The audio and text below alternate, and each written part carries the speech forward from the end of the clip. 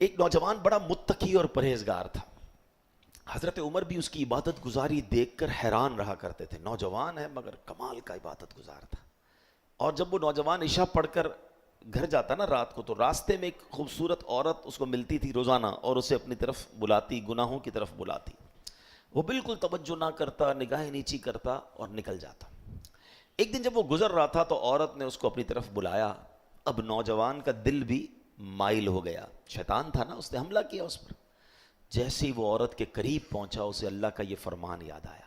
اب بات یہ ہے، قرآن پڑھا ہوا ہو، حدیثیں پڑھی ہوئی ہو، دل میں پاکیزگی ہو تو اس موقع پر کچھ یاد آئے گا نا. جو پڑھائی صبح سے شام تک بری صحبتوں میں ہے، فلمیں، ڈرامے، گانے باجے، شراب کی محفلیں، اس کو کیسے یاد آئے گا؟ یہ نوجوان نیک تھا، چلا گیا گناہ کی طرف. کیا یاد آیا کہ اللہ قرآن میں فرماتا ہے بے شک پرہیزگاروں کو جب شیطان کی طرف سے کوئی خیال آتا ہے تو وہ فوراً حکم خدا یاد کرتے ہیں، پھر اسی وقت ان کی آنکھیں کھل جاتی ہیں. شیطان حملہ کر بھی دینا نیک پر، اگر واقعی پرہیزگار ہے تو اللہ کا حکم یاد آ جائے گا اسے اور وہ بچ جائے گا. اب اس بندے کو جب یہ یاد آیا کہ میں کیا کرنے لگا تھا، میں تو چل پڑا تھا گناہ کی طرف، اس پر ایسا اللہ پاک کا خوف غالب ہوا کہ وہ بے ہوش ہو گیا، زمین پر گر گیا. اتنا خوف.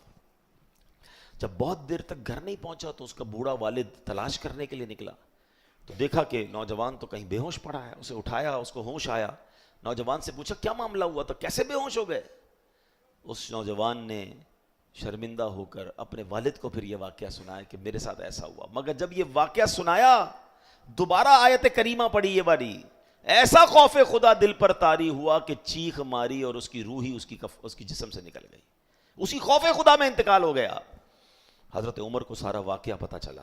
آپ اس کی قبر پر گئے اور قبر پر جا کر یہ آیت پڑھی وَلِمَنْ خَافَ مَقَامَ رَبِّهِ جَنَّتَانِ، اور جو اپنے رب کے حضور کھڑے ہونے سے ڈرے تو اس کے لیے 2 جنتیں ہیں.